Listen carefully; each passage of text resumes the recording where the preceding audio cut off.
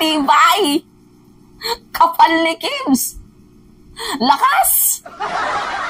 Biruin mo, napiko na sa'yo si Senator Risa Ontiveros. Alam niyo guys, sabi ni Senator Risa Ontiveros, dinaig mo pa ang 10 utos ng Diyos.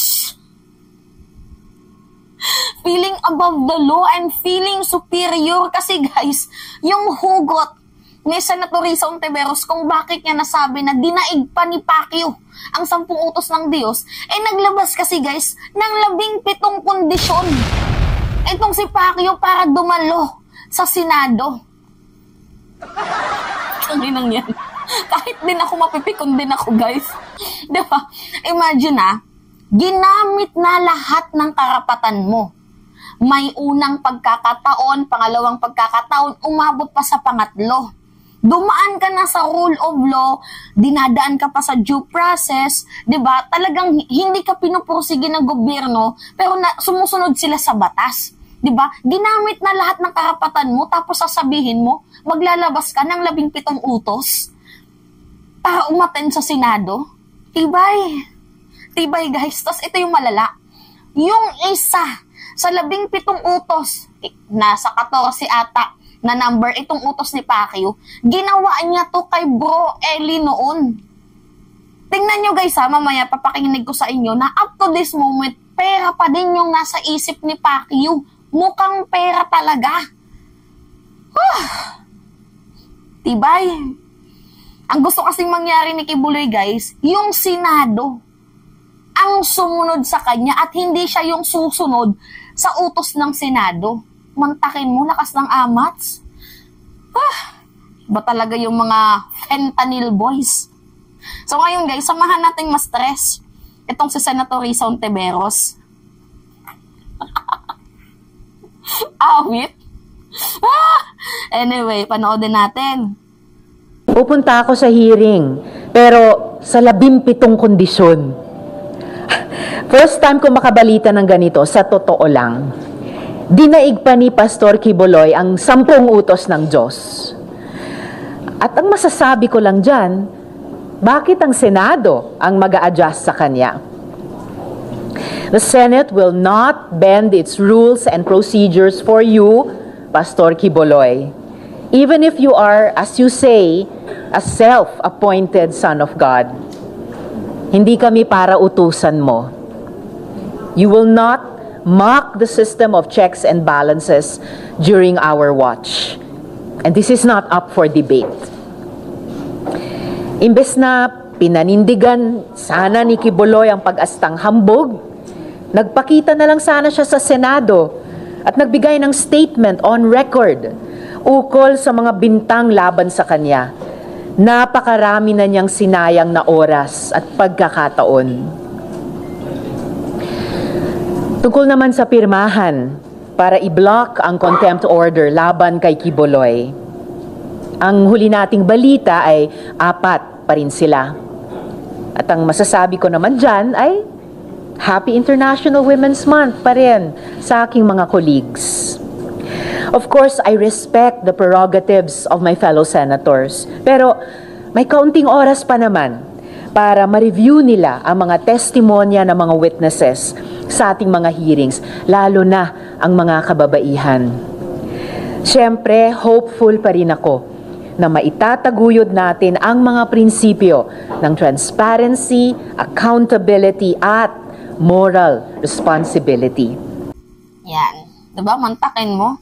Senado pang mag-a-adjust sa'yo. So, yan yung sabi ni Senator Risa Ontiveros. And up to this moment, hindi pa naman po sumusuko or napapagod itong si Senator Risa Ontiveros sa kakapayo sa mga kapwa niya kulig na babae na pumirma. Special mention to kay kay Amy at dito kay Cynthia. So, special mention sa mga kababaihan na taon pa mismo sa Women's Day, 'di ba? Sa Women's Month. Itong kaso na to, na taon pa. Tapos pumirma pa kayo, 'di ba? Nakakahiya. So ngayon guys, ito na nga. Si Senator Risa Ontiveros, 'di ba, nagsalita na dinaig niya pa ang utos ng Diyos. So ngayon guys, ito yung isa sa mga utos ni Pacquiao na talagang tangina. Ewan ko ba dito? Matatawa ka na lang guys sa isa sa mga utos ni Pacquiao para mapadalo siya sa Senado. Tingnan nyo, up to this moment, mukhang pera pa din talaga itong si Pacquiao. Pakinggan nyo pakinggan nyo. All expenses incurred from this trip, yung kanya raw pagpunta rito na ang dami-daming kasama, malaki yung kanyang entourage. All expenses incurred from this trip, including private jet flight back and forth, with parking in NAIA, food according to my dietary requirements, and fees for accommodation in a 5-star hotel for me and my party must be shouldered by your office. So wow, kukulangin pa talaga yung ipinalimos niya sa mga taon niya para sa jet fuel. Ito ngayon ay mayroong all expenses for that private jet flight, merong pang food requirements, at hindi lang 4-star, 3-star, 2-star, 1-star hotel, 5-star hotel. Magastos po ang resource person natin. Ang gastos nga guys ng resource person natin. Alam nyo guys, sa totoo lang natatawa ako kasi yung na to, yung tawag dito, yung pabor niya na to, ginawa niya to kay Bro Eli noon, na para umattend daw itong si Pacquiao sa debate, bigyan daw siya ng $20 million. Di ba yung sinalita niya dyan is about sa paggagasta pa din, 5-star hotel, fuel, private jet, terminal, di ba ang gastos ng ng resource person natin. Ito naman yung kay Bro Eli, para mapa-attend siya sa debate. Di ba total, pinapa-attend siya ng Senado, hindi siya umattend, kay Bro Eli, pinapa-attend siya sa debate, 2 hours. Abay, hindi siya attend hanggat walang 20 million. 20 million pala, hindi $2 million. $20 million. Ang ginto mo naman, Pacquiao. Diba? Ito, panoodin nyo. Magandang araw po. Meron ako isang narinig sa internet na lalaban daw ng debate sa akin kung babayaran ko siya ng 20 million. You challenge me from the canto of Papalit, and then you challenge me. Okay, I will, so that you will understand carnally your level and my level. I will agree. Pay me $20 million, and I will debate with you wherever you want. Carnally, anyone want to debate with me? If you challenge me, produce $20 million. And pay me for the 2 hours that I will spend with you. Name the place and location and I'll be there. Akala ko ba ayaw mo makipagdebate kasi tapos na ang church age? Dahil ikaw na ang katotohanan. Bakit ko kayo didebatiin ako na nga yung katotohanan? Sabi mo. Ikaw may sabi, hindi paninira ito. Meron ako record nito. Bakit ko kayo didebatiin ako na nga yung katotohanan? Swerte siya sapagkat wala na tayo sa church age. Hindi natin, ang katotohanan ngayon nabuo na. So, hindi na estilo ng Diyos yung mga debate-debate. Wala na yun ngayon. Yan. Diba? So, same lang din. Pera-pera pa din up to this moment, Pacquiao. Grabe ka naman.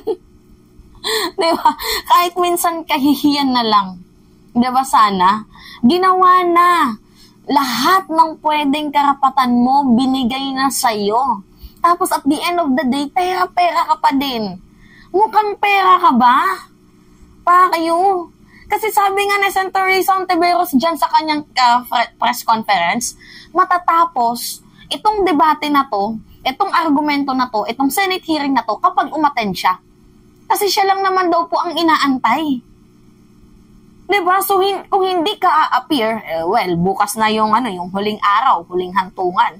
Diba? Kasi malalaman na natin bukas kung ilan yung pumirma. Diba? Kung mabuo ba ni Robin ang 8, kasi parang nilalangaw na. So, after that, meron ka ng warrant of arrest na check. Diba? Na wala ka ng takas, papadaluhin ka doon sa Senado. sige, makipag-anuhan ka pa sa batas, makipagpatentero ka pa. Tingnan natin kung hanggang saan ang makakaya ng budhi mo. Diba, si Senator Risa Ontiveros pa ang kinalaban mo. Iba magalit ang kababaihan. Diba? Tawa lang ako doon. Dinaig niya pang 10 ang utos ng Panginoong may kapal. 10 utos. Si God niya 10 utos, samantalang sa kanya 17. Kalukuhan.